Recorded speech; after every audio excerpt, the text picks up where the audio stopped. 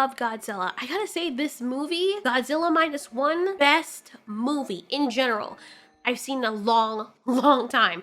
I think it's the best Godzilla I've ever seen. I mean, I haven't seen every single Godzilla movie, but from the ones I have seen, this tops even the MonsterVerse ones. All right, first off, spoiler-free. This video is going to serve as a spoiler-free review of Godzilla Minus One. The one thing I'll tell you right now, if you haven't watched the movie yet, just skip this review. There's no need for it. Just go experience the movie firsthand. Trust me, you don't even have to be a kaiju fan to appreciate this film. It's simply exceptionally well crafted. This review, as I said before, free of spoilers, but I'll delve into various aspects explaining why I found this movie super enjoyable. If you're somebody who doesn't watch trailers, you may get some information based on what was in the trailers, which I don't consider full spoilers, but nowadays, you know. I will say though, if you've seen the trailer and then you see the movie, the trailer doesn't spoil it for you. Not really. This is gonna be my honest assessment, highlighting both the good and the bad, and I can confidently say though that the positives far outweigh the negatives. So right now, I can think of only one thing that was bad about Godzilla Minus One, and it didn't break the movie in the least. So let's start off by talking about the visual effects.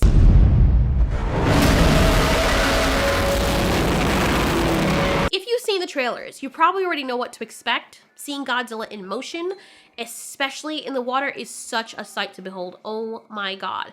For the most part, Godzilla moves seamlessly and he adapts fluidly to his surroundings. On land, his movements are a little slow and kind of awkward, which fits the colossal scale he would realistically possess. You're not expecting him to go sprinting, but you also get to understand exactly how heavy and gargantuan he is based on how he reacts, or how the environment rather reacts to him. In the water though, the film beautifully showcases Godzilla, emphasizing his element. And in these scenes, this is where he's the most scary. The visual effects are spectacular, and the only time you really see an ounce of fault is when Godzilla is on land and he moves a little bit too quickly in certain situations. There's certain scenes where he looks a little bit like, whoa, how did you move that fast?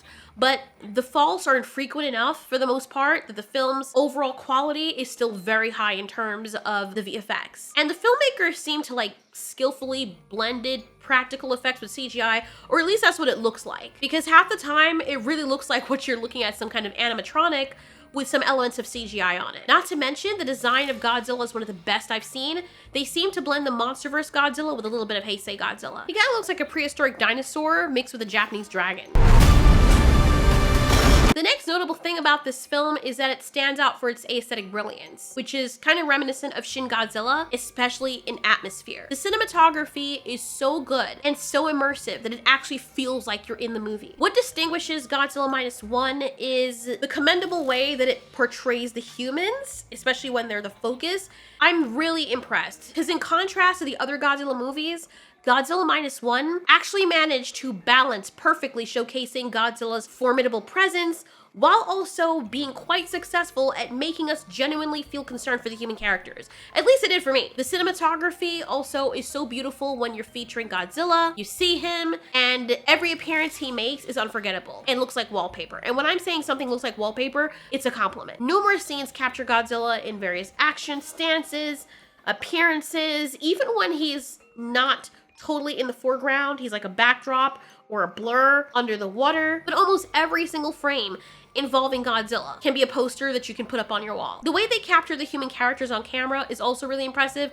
They really did a good job at filming the humans in a way that perfectly brings out their specific emotions.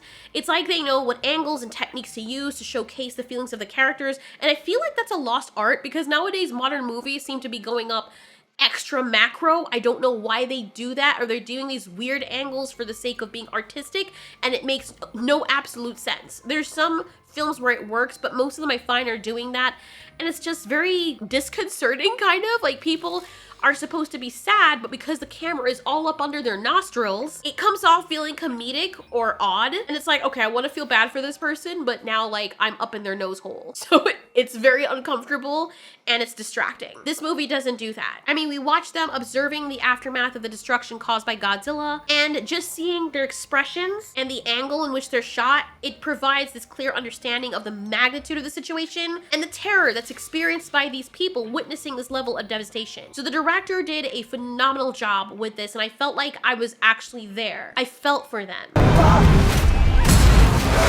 The The sound quality of the movie was amazing, and maybe that's because of the theater I went to. I mean, you could hear everything. Yes, they were speaking in Japanese, but it was very clear enough for me to realize certain mistakes in the English subtitles where I'm like, wait a minute, that's not what they said in Japanese.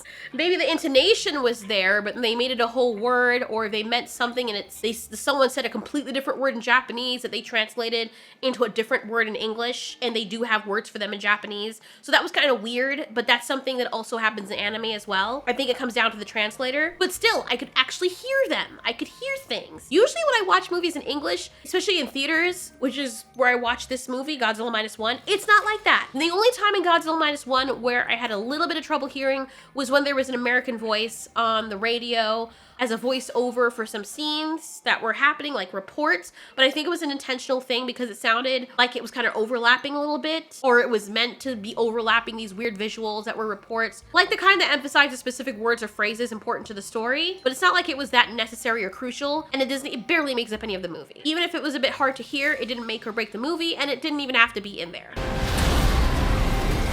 The music, piggybacking off the sound, the music was awesome. They brought in the classic Godzilla theme. Holy moly.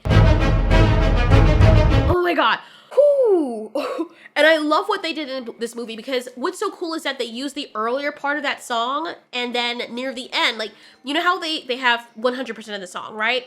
They used the first maybe 30 to 50% of the song in the earlier portion of the movie, and then cranked up the intense ending of the song, or the drop of the song, near the end of the movie, which culminates, that's where the song kind of culminates and crescendos into this intense action and momentum. The song is driving for something happening, and you see the visual manifestation on that in the action scenes with Godzilla that kicks off at the very end of the movie. Very, very wonderful usage of that. That was so well done. And I will expound on this a little later, but this is something new for me. I usually gripe about the human side in Godzilla movies, as I've said, not this movie. And what kind of helped with that was when stuff was going down with the humans, whether it was a bunch of people or one of the main characters, the music accompanying them really captured their emotions. It's like the soundtrack perfectly showcased the pain, fear, or whatever they were feeling, which made me invest in them more. So not only do you have the good actors, they're being emotive, but the backdrop of the music, it melded so well with what you were seeing on screen to make everything more beautiful. And the last thing I saw that did this really well was the finale of season 2 of Loki. I've done reviews of that as well as my channel. You can watch that if you feel like it. If you don't know what it is and you don't want to spoil it, don't even worry about that. But music has this way of taking you to places visuals alone can't. And when you pair it with those already good visuals, it's just a whole other level of immersion. The sense of hopelessness on people's faces and horror, it's just amplified alongside this beautiful somber track. But my absolute favorite part has to be when they brought in Godzilla, or his theme, like I mentioned before. And I actually walked away from the movie, and that theme, Godzilla's theme, is like a loop in my head. I just keep hearing it play over and over and again. That does not happen. And it just brought back all those epic Godzilla moments that I witnessed in Godzilla Minus One. Every time I hear the song now, usually you just have this generic view of Godzilla. Now I see that. And it's weird because usually when I would hear Godzilla's song, there was a rap song that I heard in a video one time, and it was like, da-na-na-na, and then this guy starts rapping, or it's a rock rap thing. I can't remember what song that was, but they used Godzilla's intro, and then it's a song. So I didn't even know it was Godzilla's song. Like, when I heard that for the first time, I had no idea that was Godzilla's theme. And every time I heard it, even in this movie, as soon as I heard it, I'm expecting the rap verse to come after it. But now, when I recall it, I don't remember that, or I don't recall that going along. And I see the visuals of the Godzilla in Godzilla Minus One. Now that's completely overwritten my association with that song, which is good because it is Godzilla's song. And this movie seemed to recapture that for me. As for the suspense, I cannot recall the last time I watched a film that masterfully builds suspense like Godzilla Minus One does. Crafting suspense in a kaiju movie with a really large creature, that's not an easy thing to do. But the creators behind Godzilla Minus One, I could say successfully surpassed my expectations. The movie genuinely made me scared of Godzilla. Like, I found myself uttering "oh shit" and gripping the edge of my seat literally every time Godzilla made an appearance. The anticipation leading up to him arriving on scene, A1. The film employs two elements to signal his presence, like he's coming or he's in the area. And when it does this, he doesn't show up right away. After these signs pop up, these manifestations, it allows the tension to just linger. And it lets you as the audience experience the same fear and suspense as the characters are experiencing real time on screen. And that was so expertly done. There's not a lot of movies that do that. They lead you and they jump scare you and whatnot, but the fear that you imagine these people feeling, you're like, oh boy, you're excited, you feel your adrenaline rush because you know what's coming. That was done so well. As for the acting, I want to emphasize that my Japanese and Korean fellow folks, brothers, sisters, they are currently at the pinnacle of emotive performances. I might be a little bit biased, but even the child actor in this movie had a profound impact on me. And all their performances evoked a sense of genuine emotion and brought me to tears several times throughout this movie. I'm even trying to describe how good the acting is, and I feel like I'm not doing a good job, but everyone in the cast delivered. And the characters, the human characters especially, because they do drive the movie forward. I'm gonna be very honest, and this is me saying this in a Godzilla movie. The characters felt authentic. I really did care about what happened to them. And that's not something I can say for any other Godzilla movie. When the characters are in pain in Godzilla Minus One, when they're crying, experiencing despair, you can sense it palpably. And as an empathetic person myself, I was wiping my tears away throughout the entire movie. Yes, I'm very sensitive, so maybe it's just me. But no, because even the Japanese guy that was sitting in front of me was wiping away his tears too. It was dark. He probably thought no one noticed, but from my angle, I was sitting behind him a little bit off to the left. I caught the sheen. I caught the sheen under his glasses. Glad it wasn't just me. He was trying to be sneaky with it too. The guy he came with, his buddy or boyfriend or whatever, I don't think that guy realized that he was crying. There's no need to be ashamed, buddy. The movie made us feel this plethora of emotions, and that just means it's an excellent movie, being able to portray them through the humans. And when the humans are crying, like certain humans are crying or they're screaming, man, like you feel it. You feel it. I've played some clips of some Japanese or Korean cinema in the past on some of my videos. The child actors especially, but adults, man, when they cry, it feels like you're watching someone really experiencing this. And the Western cinema, they're all like, oh, Bobby, oh, Bobby. Let's go. It's like, bro, what? You literally just saw someone.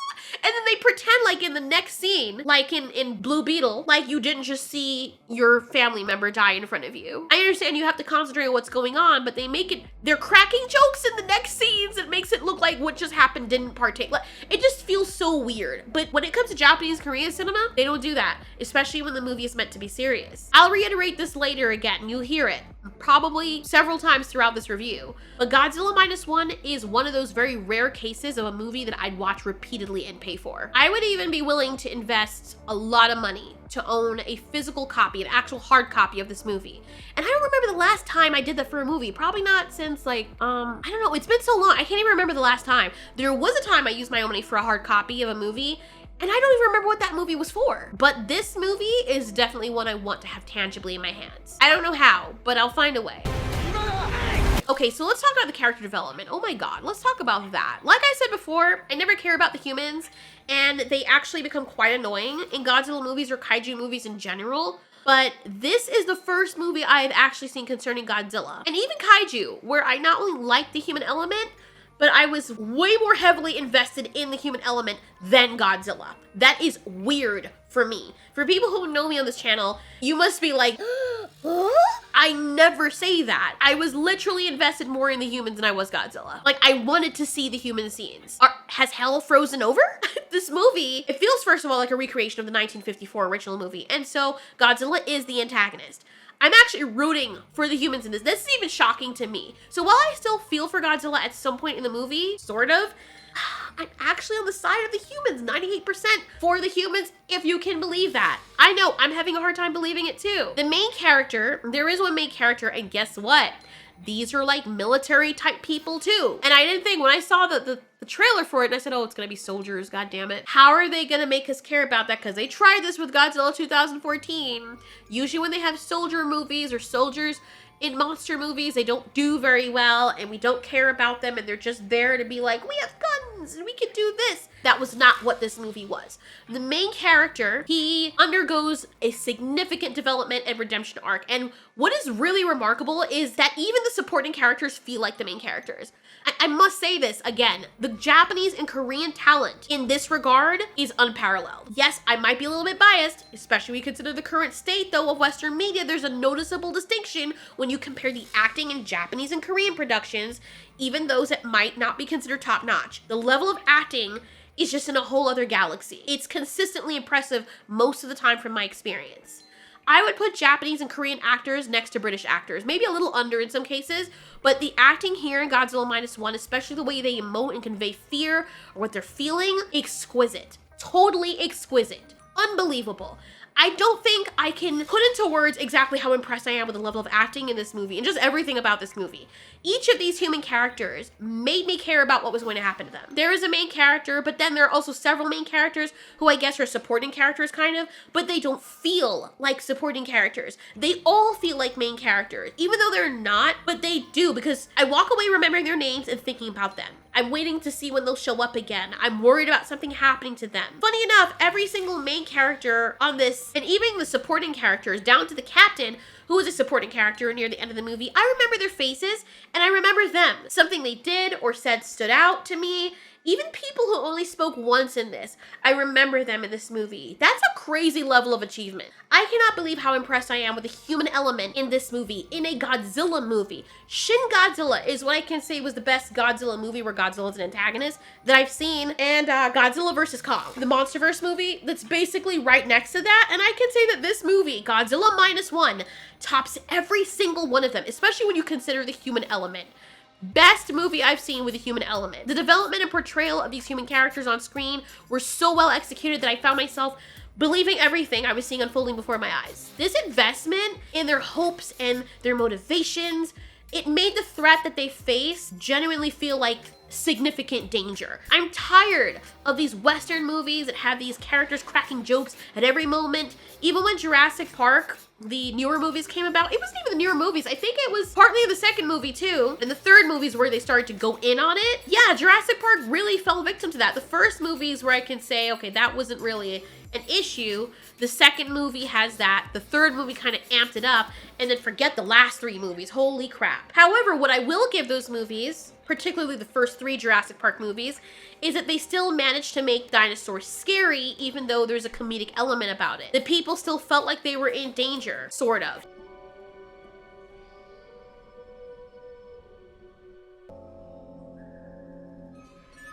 Can't really say the same about the last three movies, as I said. In Godzilla Minus One, the tone is notably dark, which is, you know, refreshing and realistic. If something of this magnitude were actually happening in real life, terrorizing a country and its people wouldn't always be cracking jokes at every corner when they just saw their city got leveled. And I didn't find myself laughing through these situations. And trust me, there were lighthearted moments where the characters were displaying their humanity. You know, you could see them laughing with each other and interacting with each other on their downtimes. But when there was danger, it felt appropriately intense and dangerous. Let's move on to the dialogue.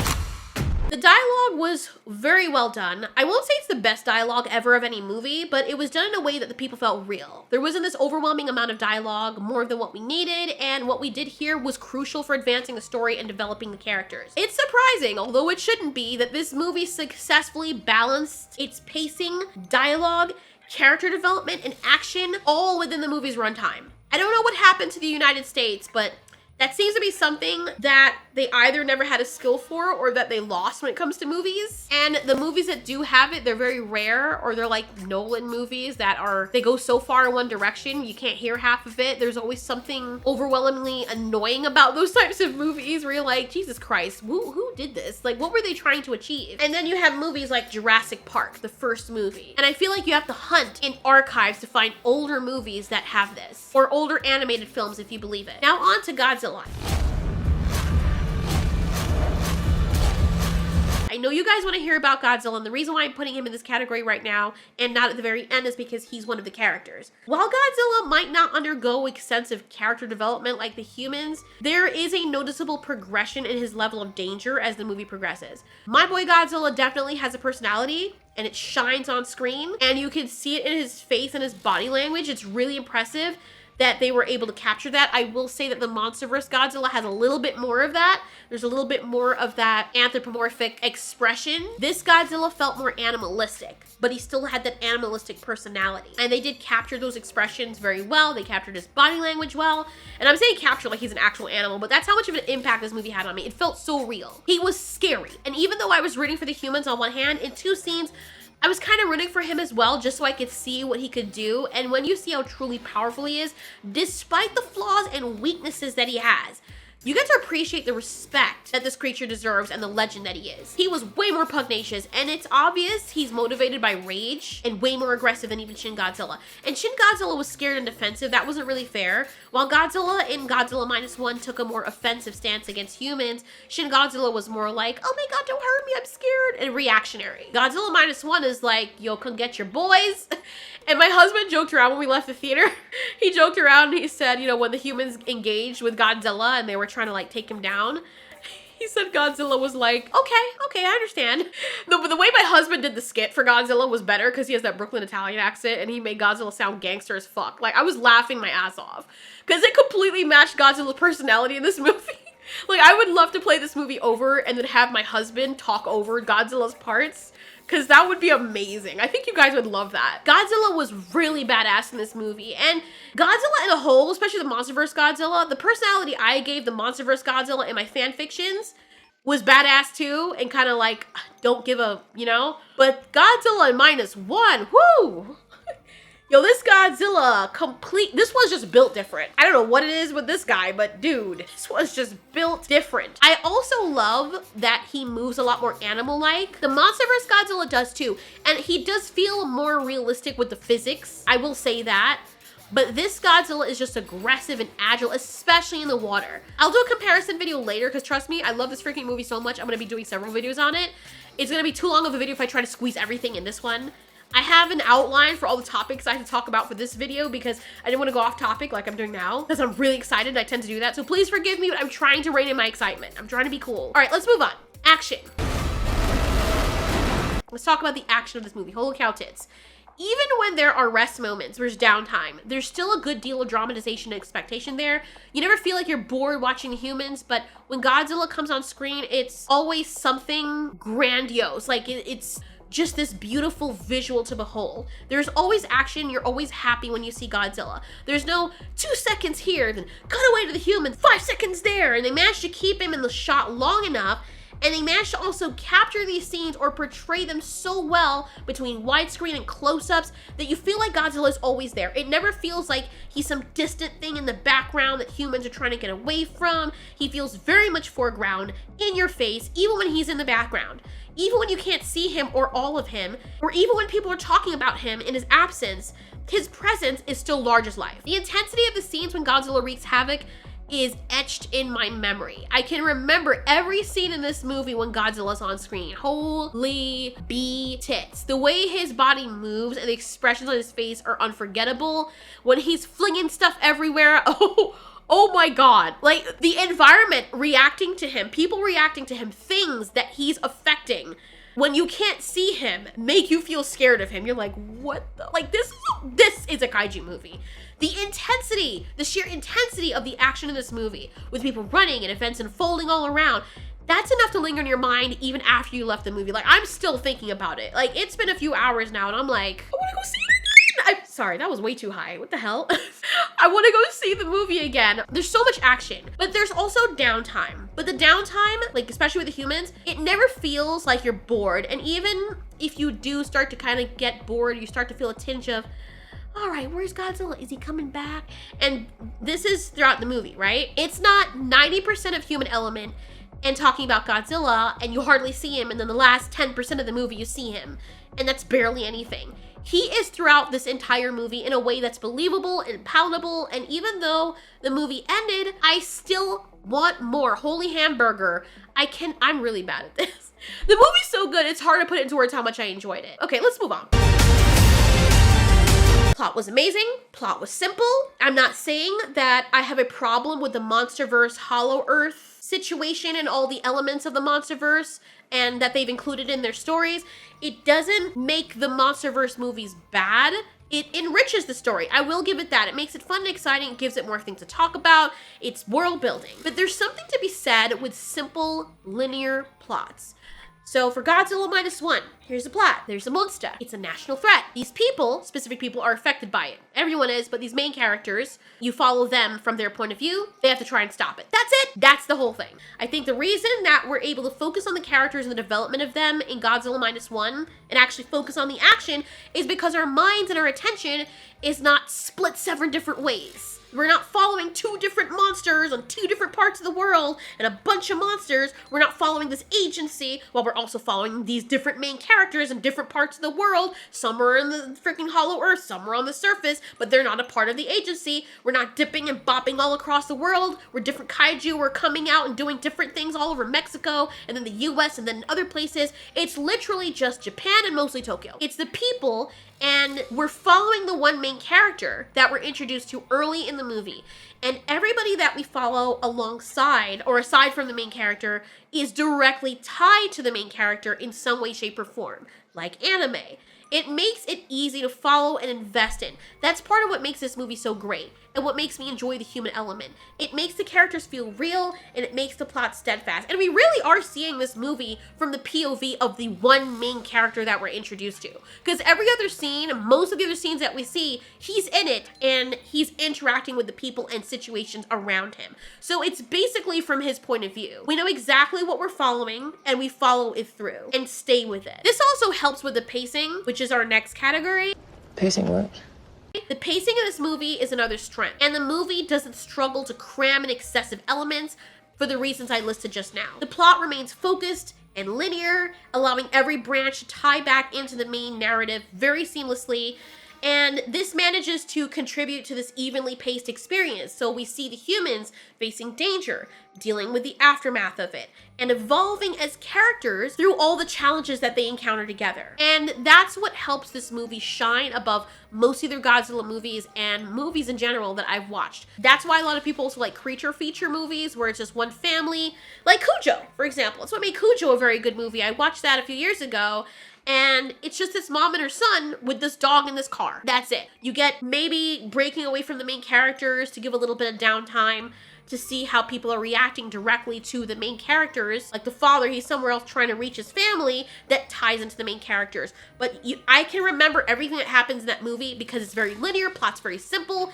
engaging, tense, and a horrific experience. It's just one thing. They're locked in a car with this rabid dog out there and they can't get out and this child's gonna die. Wonderful. Wonderful movie. So Godzilla Minus One, in my opinion, did everything right. It did the monster right. It made him feel scary and imposing, both in the water, and even on land where he was more awkward. Godzilla Minus One made me care about human characters. Look, even in Shin Godzilla, I loved Shin Godzilla. I did reviews and videos about that as well. You guys can check that out, and you will hear me rave about that movie. But I didn't really care about the human element as much as I did in this movie. If you ask me right now, even though I love that movie and I'm sure the humans were done better in that movie than most of the Godzilla movies I've seen, I still embarrassingly can't remember who the main character was. I couldn't tell you. I don't remember the faces. I remember Shin Godzilla in all his forms. Can't remember the faces. Don't even remember if there was a main character. I think I remember a girl in a hospital. And people at the end when they froze Shin. That's it. Can't remember anything else. Shin was the thing that stuck out to me the most in that movie. That's all I cared about, really. If you ask me who the main character was in Godzilla vs. Kong, all I can remember is one of the Skarsgård brothers and maybe the little girl that does sign language. Does she do sign language? Yes, she does. She was teaching Kong. And there wasn't really any need for her, really, except for Kong using sign language, which he doesn't really use that much anyway.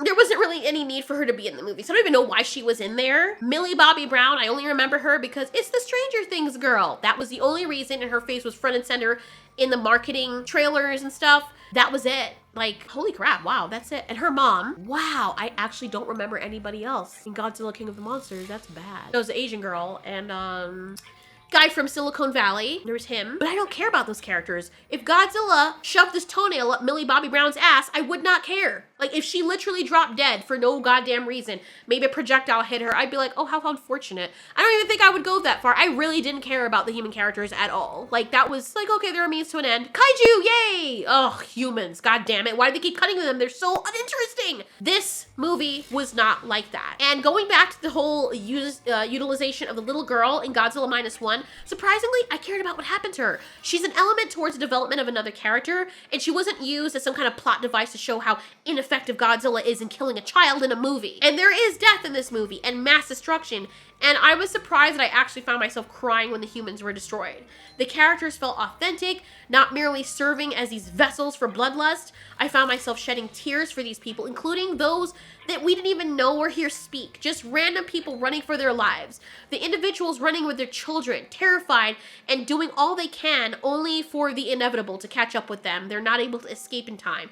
That actually affected me, like, and the music that went along with those visuals and the tone that was set after when you see people and their expressions and the destruction, I was crying, and I'm like, why am I crying? Like, that is not something that usually happens in movies like this when they showcase that. It's usually this aerial, distant thing, not even in Invincible, when that specific scene that everyone knows about happened. I felt bad for Mark, and I was like, oh shit, that is fucked. But I didn't really feel, I mean, I felt bad for them, but I wasn't like crying for them or anything. I more so cried when Mark had that interaction with his dad after his dad finished almost killing him, and the thing Mark said to him before he took off. That stuck out to me. That was very impressionable, and I will remember that forever. Those of you who've watched Invincible, leave. But the part where you guys remember where Omni-Man is like, what will you have in 500 years or whatever? And then Mark is like, you, Dad, I'd still have you. I'm like, oh my God. Like, you could tell that hit Omni-Man harder than any punch he's ever felt in his entire life. He was like, God damn, you hit me internally. Well, I felt that in my balls, bro. Okay, that just made it so irreverent. That's not what I meant. You know what I mean? Like, it really, really hurt. And it made me cry because I wasn't expecting that. And despite the fact that his dad almost killed him, I'm going off topic, I know. He still loved his dad enough to say, I would have you, Dad. Holy shit. That is one of those things in those movies, and Godzilla Minus One did that with certain scenes in this, with the humans. That's why I was using Invincible as an example. So it honestly is one of the best movies I've seen in my life, and I will gladly go to pay for it. If it goes out in theaters again, I would pay for it again. I would gladly drive the hour and a half again, one way, to go see this movie again. If you're on the fence about watching it, don't be. Riding the fence is not good for your crotch anyway. Jump over and dive in, have a good time. You see, people, when a movie is very good and does all the heavy lifting for you, you don't have to think about anything. It's already immersive and believable enough that your brain just believes it and is fully intertwined and engaged with what's going on, so there's no need to think. This is the kind of movie that my brain turns off to because it's already being fed and pacified via good entertainment. Good entertainment satisfies your brain. When the entertainment leaves your brain starving, that's when your brain starts working overtime, wondering why the hell this is so discombobulating, why it is you're sitting here watching whatever the hell is going on and being completely confused. You know I'm right. You know I'm right, because a very good example of this is us being addicted to social media. People who run social media know how to gear it up, construct it in such a way to keep your brain occupied. So it's distracted and immersed in social media to keep you away from doing anything else or thinking too hard about anything else. That's why they now have short form content like shorts and TikTok clips. You can browse this shit for hours, drinking up all that information without even thinking about it because your brain is fully engaged, hence you don't have to fully use it. So miss me with that stupid ass argument about turn your brain off and enjoy it. If your brain is enjoying something fully, you will be able to turn it off and have it run on autopilot. Like when you're having sex. If you're thinking about a whole bunch of shit while you're having sex, it's not good sex. Am I right, people? Girls, boys, am I right? Okay then. So I'm sick and tired. I know I'm getting mad, but it's one of the most copium things when people come out and be like, oh, you just hate on everything. Turn your brain off. Just enjoy it. If I did enjoy it, my brain would be off. But it's not. Hence, I'm not enjoying it. Duh. Anyways, thanks so much for watching. This has been Ultiori. You ask, we answer. Godzilla Minus One kicks